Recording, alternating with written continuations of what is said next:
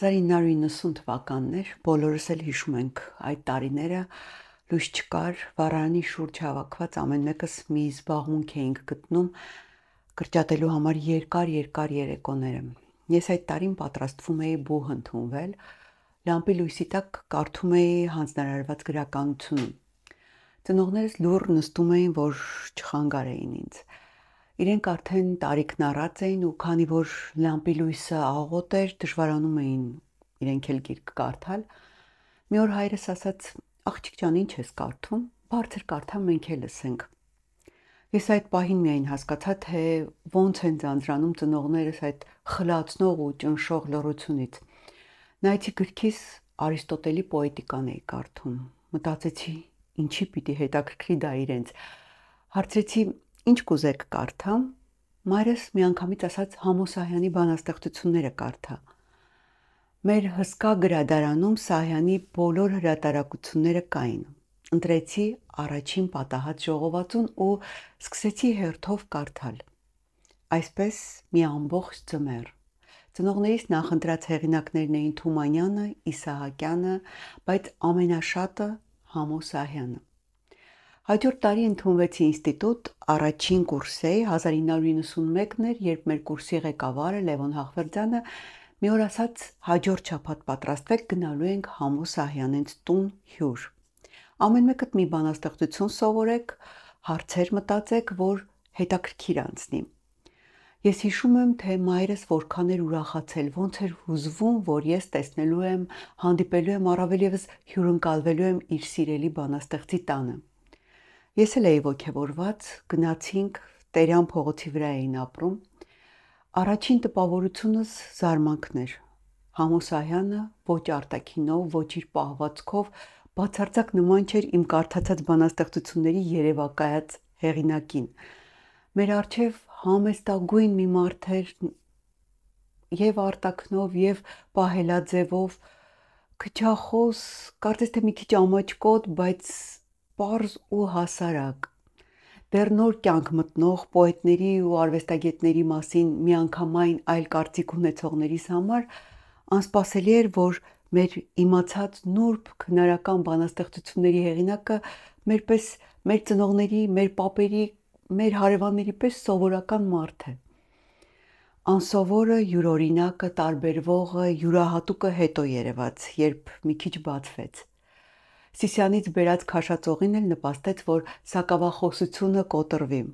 2-3 ժամ մնացինք իրենց տանը, անընդհատ ծխում էր ու մեզ պատմում իր Թումանյանի, նրա իմաստնության, պարզության ու միևնույն ժամանակ խորության մասին։ Խոսում էր բառի, խոսքի արժեքի մասին, բանաստեղծական տողի ու դրա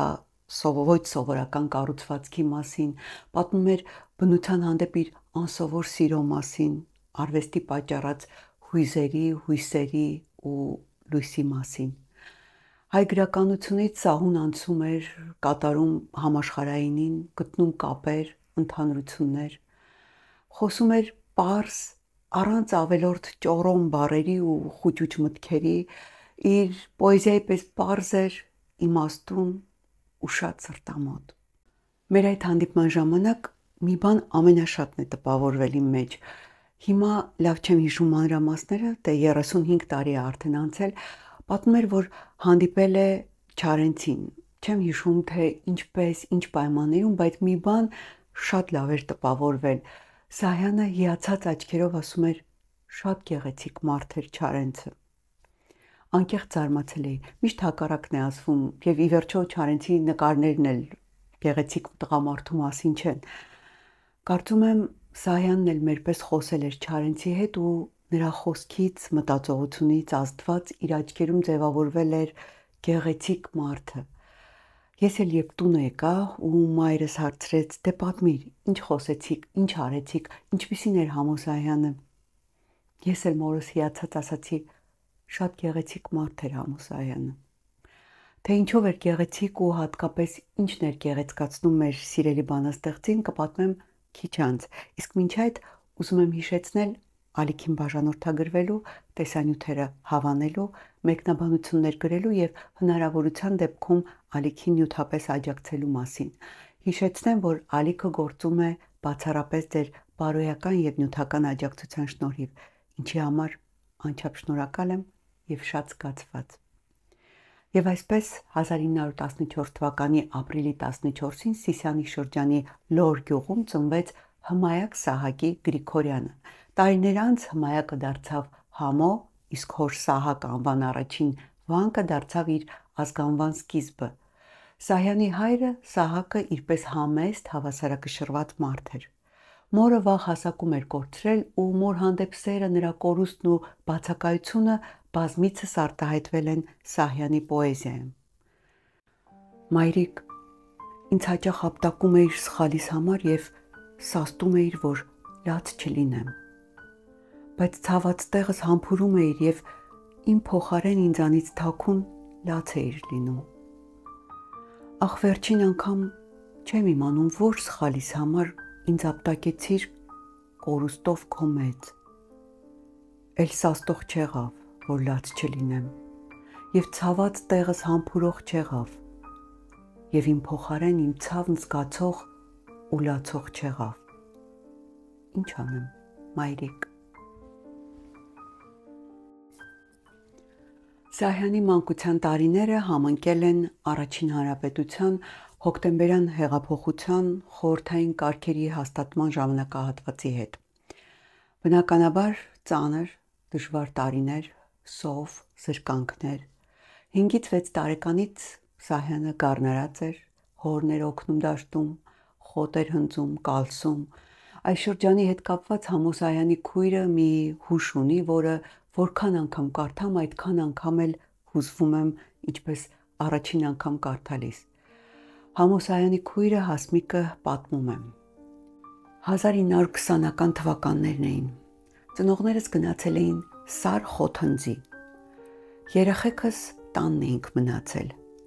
Ընկանք մեծ եղբորս Համոյի հետևից եւ գնացինք դաշտ, սինձ ուտելու։ Մեր տան ճամփին նոր թխվող լավաշի բույր էր տարածվել։ Կանգնել չէինք կարողանում շարժվել։ Հոտը արբեցրել էր բոլորիս։ Նայում ենք, թոնրատան ծուխը երկինք էր ելել։ Հանկարծ նոր թխած լավաշի դարսը թևին գցած մի կին դուրս եկավ,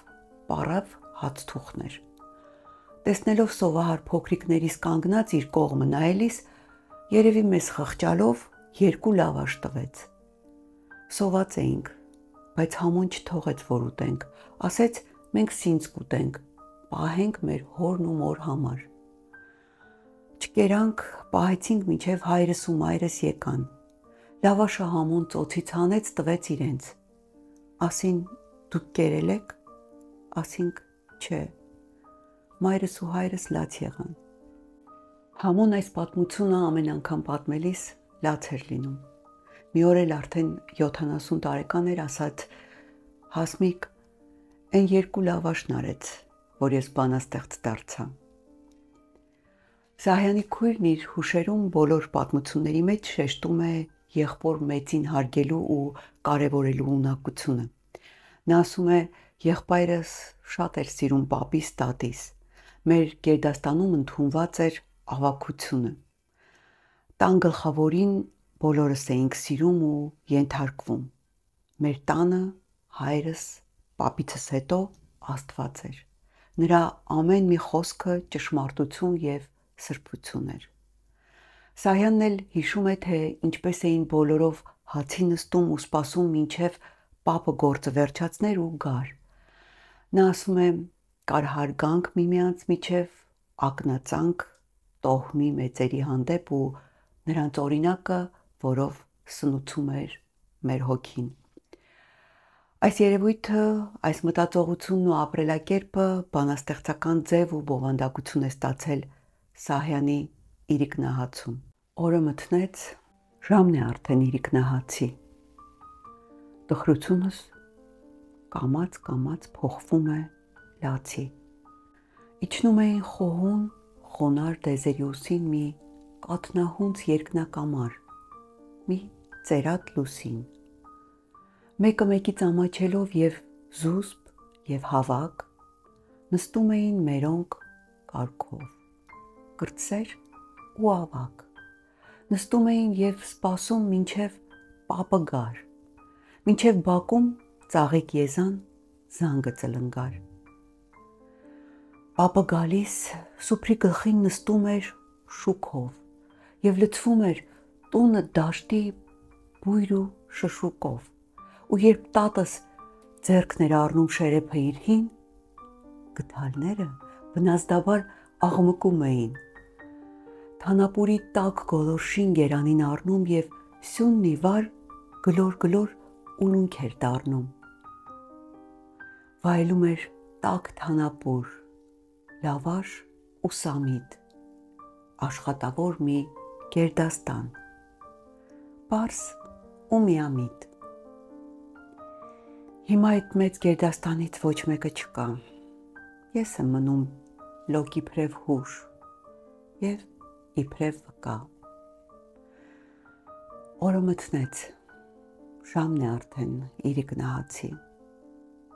տխրությունս կամաց փոխվում է լացի։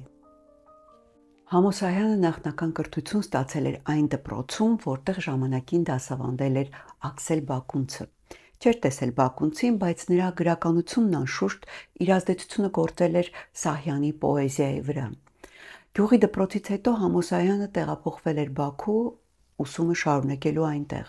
ապա սովորել ու ավարտել էր Բաքվի մանկավարժական ինստիտուտի հայկական բաժանմունքը։ Հետո սկսվել էր հայրենական մեծ պատերազմը, նա ռազմաճակատ էր մեկնել եւ հայտնվել Կասպիական նավատորմում ու ծառայել որպես նավաստի։ Այստեղ էր ծնվել նրա Նաիրյան Դալար Բարդին, որը մյուս հայրենասիրական բանաստեղծությունների հետ Սահյանն ուղարկել էր Ստեփան Զորյանին, այն նպատակով, որ եթե իր հետ ինչ-որ բան պատահի, գոնե բանաստեղծությունները կմնան։ Զորյանը տպագրել էր դրանք, որոնք միաժամանակ նաև թարգմանվել էին ռուսերեն ու հայտնվել Պրավդայում։ Պատերազմի ավարտից հետո Սահյանը վերադարձավ Երևան, աշխատում էր տարբեր թերթերում՝ Կոմունիստ, Ավանգարդ, Գրական թերթ։ Հետո ամուսնություն, երկու որդիների ծնունդը։ Ի դեպ որդու հետ կապված մի հետաքրքիր պատմություն կա, որ շատ բնորոշում է Սահյան մարդուն։ Հարցազրույցներից մեկում Սահյանի ավագ որդուն Նաիրի Սահյանին լրագրողը հարցրել էր. «Իսկ դուք չեք փորձել բանաստեղծություններ գրել»։ Նաիրին պատասխանել էր. «Մի անգամ փոքր երեխա է, բանաստեղծություն էի գրել, կարդացի մայրիկիս, նա ասաց գնա հորդ կարդա։ Կարդացի, հայրս լռեց, ծխեց, հետո էլի լռեց ու ասաց էլ մի գրի»։ Չգիտեմ, այսօր երբ տեսնում եմ, թե ինչպես են հայտնի մարդիկ իրենց անտաղանդ երեխաներին խցկում հենց նույն ոլորտը, որտեղ իրենք կայացել են, կրկին զարմանում ու հիանում եմ սահյանական այս համեստությամբ, ազնվությամբ ու անկեղծությամբ։ Համոսահյանը կենդանության օրոք տեսավ իր գրքերը տպագրված, մեծարվեց, սիրվեց ու գնահատվեց լիուլի։ Նա Հայաստանի գրողների ու ԽՍՀՄ գրողների միության անդամ էր, բազմաթիվ պետական պարգևներ ու շքանշաններ ուներ, իր «Սեզամ բացվիր» ժողովածուի համար արժանացել էր պետական մրցանակի։ Նրա մասին գրականագետները գրում էին բազմաթիվ հոդվածներ ու գրախոսականներ։ Լևոն Հաղվերդյանը, բարձր գնահատելով Սահյանին ու նրա պոեզիան, իր հոդվածներից մեկում գրել էր. «Բախտավոր բանաստեղծ է Համոսահյանը, ընթերցողի սիրտը բաց է եղել նրա առջև, նրան սիրում են անդավաճան, ասմունքողների սիրած բանաստեղծն է։ Ինձ համար գաղտնիք է մնում, թե Սահյանն ինչպես է կարողանում հասարակ խոսակցության լեզվով բարդ ու խորունկ մտքեր բյուրեղացնել, ինչպես է կարողանում մաշված բառերին առաջին գործածության թարմություն հաղորդել, ինչպես է բառերի վրա դնում իմաստային մեծ բեռ և բառերը թեթև ու վստահ տանում են իրենց բեռը։ Իմաստային մեծ բեռի առումով ինձ համար Համոսահյանի լավագույն բանաստեղծությունը մնում է իր ութինակներից այս մեկը։ Իջավ սարյակը դաշտում, ծիլեր կտուցին, շուրթիս վրա մի կանաչ տող էր թփրտում, արտից տատրակը թռավ, հասկ էր կտուցին, շուրթիս վրա մի կարմիր տող էր թփրտում, ծիծառն անցավ երկնքով, ամպեր կտուցին, շուրթիս վրա մի դեղին տող էր թպրտում, կռած ագրավը ձորում, ձյուն էր կտուցին, սրտիս վրա մի ջերմակ դող էր թպրտում։ Շատ եմ սիրում այս բանաստեղծությունը ու միշտ զարմանում եմ, թե ինչպես 4 գույնի միջոցով մի ամբողջ կյանքի պատմություն է կարողացել ներկայացնել բանաստեղծը. կանաչ, կարմիր, դեղին, ջերմակ, մանկություն, երիտասարդություն, հասունություն, ծերություն։ Մարդկային մի կյանք, որի տարբեր շրջաններում թպրտում էր կանաչ, կարմիր, դեղին տողը։ Կյանքի ավարտին այդ գունեղ տողերը դառնում են